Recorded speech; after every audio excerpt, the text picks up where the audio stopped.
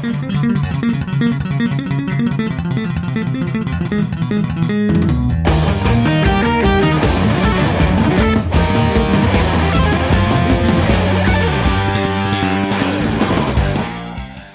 it going, Ryan? Going How's it great, going? man. Yeah? Great to Good finally meet. Yeah, good to see you, man. So, first thing first, NAMM. Like you've been like you were telling me that you've been here like for the 20 NAMMs or something like that. So since 1995 was my first NAMM, and I flew down here without a pass, without any plans, and it was a beautiful thing.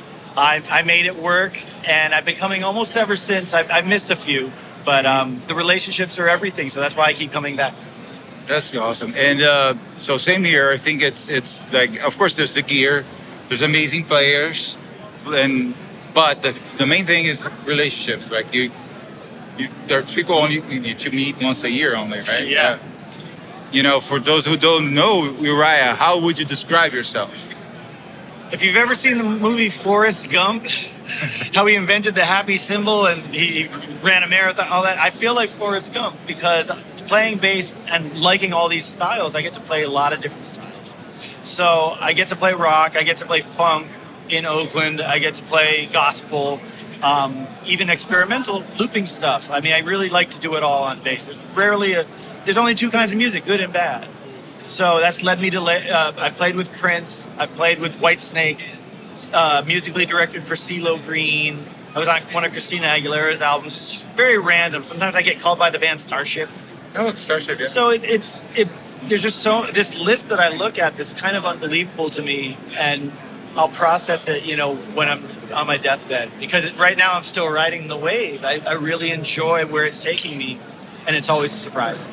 I met Uriah in Porto Alegre when Whitesnake toured there. After the show, Judas Priest was played, and he came down from the stage to watch Judas from where we were in the crowd. So I approached him, hey man, can I have a pic? And he gave me a pic.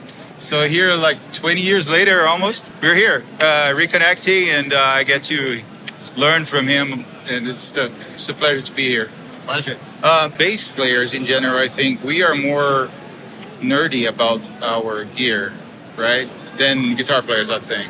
I don't know. I think we're all nerdy, especially around here. It's all nerds, but this is the hub where we all connect. Right. Are you ever satisfied with your sound? I am. I'm not as big of a... I am a tinkerer more than most. I do like to change out pickups. I like to change out preamps. I like to try different basses and different woods. I want to know what makes them tick. But when it comes down to it, I also have a job as a bass player. And so I need something very, very solid. I can't have anything that I need to fix on stage, say with an artist that I just met, or they don't know me very well and I'm hired to do a job. And that's why I like a bass that I can just take out of the case. It's intonated, it works, the preamp is fine, the wiring is good. I just need it to be solid. So that's kind of my number one. Tone, of course, too. But 70% of that is in your fingers. You should be able, as I have to sometimes, play any bass. If they give me a bass, I have to play it. So going in with the right mindset and being solid and having something that works.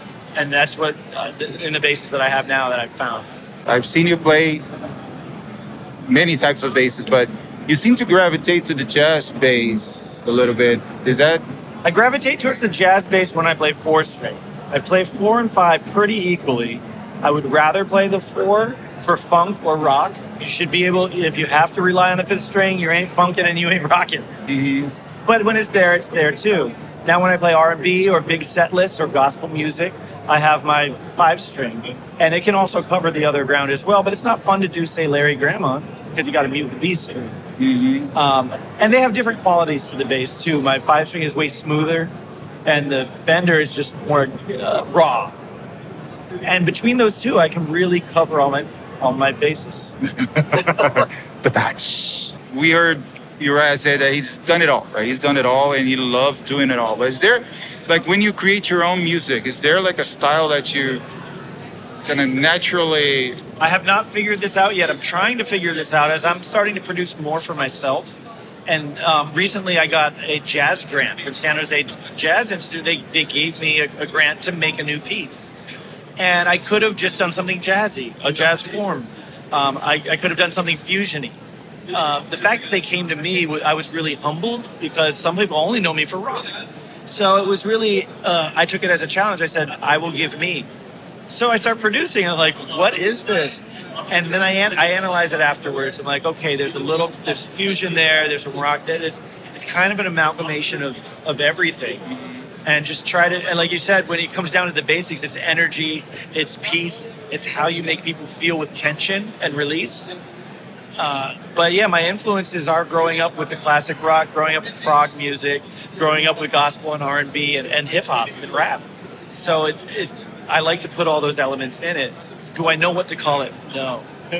And that's the thing. Like, let's not label anything. Right? Let's just play it from I'm the still heart. finding my own sound, basically. Oh, by the way, I'm gonna put a link to the recent release that just Grant that he was talking about.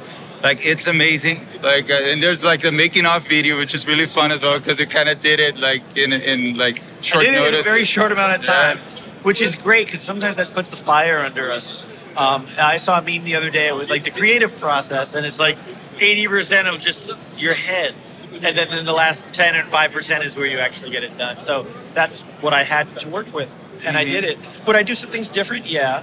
My solo on the top of the song isn't perfect, but it was raw and it was one take, and that was the best take, so we went with it. That's amazing. It's awesome. It's great, talented musicians you listed as well, right? Well, that was on purpose. As I was producing the song and I had these different parts and I'm arranging at home, I didn't know what to do next. And I thought, what do I know how to do? I'm a good band director. I feel I'm really good at getting the best out of really good musicians, or even bad musicians. If you can get the best out of them, it's really great. So I woke up with a bright idea. I'm going to take, it wasn't a big scholarship, but like, I'll take the money, I'll pay a studio and the musicians, show them the song, and then from there it can grow. Rather than being one-dimensional, now it's five-dimensional. And I got everyone else's input. So I just guide them and then let them go. It was beautiful, and that was the right thing to do for me. So Lakeland, I knew you as a Lakeland player, and you have a long-standing relationship with the Lakeland guys, right? I hear you just met, had a meeting with John Fioruccello and all that. So tell me about what drives you to use Lakeland guitars every so often. When I was ready for a 5-string, I was playing around and I was looking at the there was the Genesis bass. It was a little big for me. The Modulus Genesis, they put wood into it, softer woods with their graphite neck thing. It was a little too blocky. And once I found that Lakeland, it fit like a glove. I didn't even know it was a 35-inch scale because it felt so natural to me. And I fell in love with it, got it. And that's been my main bass for 25 years now. It's been around over 50 countries, so many recordings, and it still delivers. Like I said, I need something solid, and that is it. The only modification I made was a hip shot, so I can get the low A when needed. But other than that, I looked for something solid, and that bass is proven to be solid. It's the original Bartolini's original preamp. I think I changed the pots once. That was about it. Yeah, that's 5594, right? With the added hip shot. And I noticed that you used that hip shot in that song. I use the hip shot Yeah. dynamically. I never just set it and use Yeah. it because I'll use it for parts of a song, but then I'll flip it back and it's so easy to use. It's genius.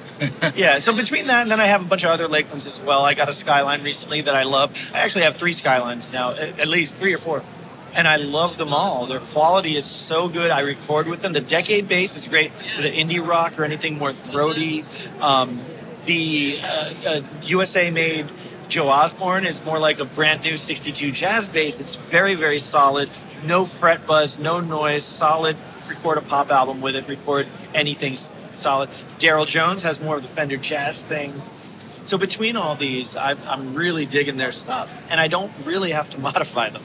So you've been to Brazil many times, right? Yeah. And so what are your feelings about Brazil? What do you like about Brazil and all that? I love the culture. I love going there. I love the weather, the crowds. Those were the biggest crowds I ever played to when I was younger, and those were the first big crowds. I mean, us and Judas Priest in Sao Paulo was just amazing. But just the environment, the hang was great. And then I got to go to Belo Horizonte and Manaus and go on a boat and go in the Amazon. So I really love that. But what really is it is on fire right now is the quality of musicians coming out of freaking Brazil, man, and South America, but Brazil specifically. There are some amazing musicians, bass players that are whooping, and so I'm so inspired by that. You are a people person, right? You enjoy being around people and you enjoy learning about people. There's a community of bass players that you're a part of. Like you're friends with, you just said, friends with Henrik Lindner, Jacob Umansky, all these guys, right? And I'm sure you're friends with lots of Brazilian players as well, right? Because you're always like learning from these guys. So how does that change the way you are, every interaction you have with them? I mean, we are not what we do. Even as much as music is in my bones and bass is in my bones, we are people first. And I find if you relate to people, you can then figure out what they're doing. Instead of going from the top down and saying, what scales are you using? Or just learn something about them, hang out with them, have a drink with them, have a night. And then that just bridges everything. And then you can learn from each other, if that makes sense. I think if we were to lose our hands, I mean, you're still a person. Are you going to be a sad person, an angry person, a happy one? So it's always finding out who's inside. And I think that has worked for me because I just love people. I want to see them succeed. I want them to see me succeed, hopefully. And I get information that I can get from them, and I also share it out. I mean, I think that's the most important thing. Yeah, it's the generosity that I find super interesting, right? Between these guys you mentioned and also, from yourself, right? I was here at NAMM and I wanted to make sure I met with Uriah, and he said, I'm going. And then he texted me, like, where are you at? Like, we need to connect. We need to talk. It's generous. It's just like, you're not expecting anything. I'm just being nice to a person that was nice to me. And that to me is the key for everything. Right? Yeah, that's the best seed for any relationship, really. Yeah. Yeah, it's not what do you want from me or what can I get from you. It's just meeting and talking and then figure it out from there. Yeah. Yeah. So one last thing. So what are your next projects coming up? I mean, you're touring? Are you like directing? What are you doing next in the next few months? It's pretty random. Again, I enjoy my career being random. There's no guarantees of work ever, but I somehow will get work every month, and I'm still alive. I'm still here, and haven't had another job or had to lean on one. But yeah, I play. There's a balance I talk about with students or young musicians, and the one that's worked for me is there's your rent-paying gigs as a session musician, and then there's your beautiful gigs that's maybe your own music. And if I play a theater show with a Michael Jackson tribute, or if I play with any other tribute band, I play with the Journey tribute sometimes. Mm-hmm. You do all that. That's kind of your rent-paying gig. Journey's already done Journey. Michael Jackson's already done Michael Jackson. You're not reinventing anything. But when you have creative process on your own in your own band and your own projects and stuff, they might not make as much money, but one hand feeds the other. So I kind of want to keep that balance healthy. If I'm doing too much of one or the other, then I'm unhappy in some ways. So I get calls for local gigs. Local, usually fusion jazz is my main thing. Every now and then funk and R&B. Actually, a lot of R&B gigs. I do all the standards. The tribute acts have been great because now I can do Tina Turner, Michael Jackson, Journey, Prince. Those are all Sly and the Family Stone. I was in that band, so I know all that music really well. But yeah, balancing out creative versus work, but all behind the bass. Yeah, and well, super busy. Then there's not a dull moment, right? Nah, running your own business and being an adult, you're always busy. They say work. I don't want to work for a boss. I'll work for myself. Well, you work more. You work more hours, but it's more integrated in your life. Like I'll do 100 hours a week because this is my job. I love it. I'd rather do this than something else. No matter when I complain about it, just don't listen to me. All right, one last message for the kids in Brazil that are learning how to play bass, making their music. So what would you recommend? What would you say to the young 13-year-old Uriah that, is just starting? Keep going. I from what I understand of Brazilians, you already have great family values, great culture, and great rhythmic sense. That's a huge thing that a lot of the Brazilian musicians are bringing, is a rhythmic sense that we didn't grow up with here. So you're starting out high already on the global village. Just keep going. Don't be dissuaded by anything. You have talent. You can always nurture it, and do that by learning from other styles of music. Listen to metal from Sweden and see how that relates to you. Listen to Asian music and see how their pentatonic licks work with your music. Then you start to have your own voice, so just don't stop doing it. You can do that until you're dead, and it's great. That's what I'm doing. Well, thank you very much, brother. Of course, man. It was a pleasure. Right. He's just an amazing human being and a great player to boot, right? We'll see each other soon. We will. All right, take care. And we wait for you in Brazil. Oh, I'd love to come to Brazil. If anyone wants me to come down and do a workshop, or I'll show you whatever I know, it's yours. So. Awesome. Peace.